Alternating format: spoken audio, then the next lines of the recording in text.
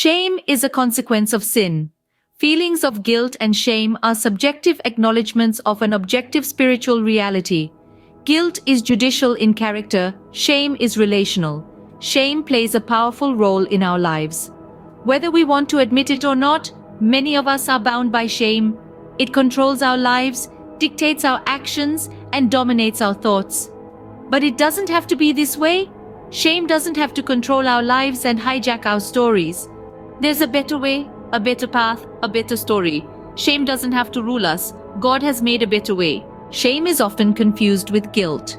Shame is the natural emotional consequence of guilt and wrongdoing. If we don't come out and correctly state "I'm ashamed of myself," we will probably never change or improve. Guilt means debt, and it is essentially an emotion resulting from transgression of an accepted standard by a definite voluntary act. It is a feeling of deserving blame from some breach of conduct or from a sense of inadequacy. The difference between guilt and shame, according to Apostle Paul, he illustrated when he said, "For the good that I will to do, I do not do, but the evil I will not to do, that is guilt emanating from doing."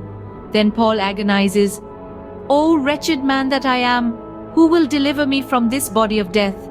This is a cry of a tormented soul experiencing the shame of being. In Romans 7:24, the ancient Greek word wretched is more literally wretched through the exhaustion of hard labor. Paul was completely worn out and desolate because of his unsuccessful efforts to please God under the principle of law. Shame drives you on a hunting expedition into your past, scrutinizing everything you have done wrong and building a case against you like an aggressive prosecutor in a court of law.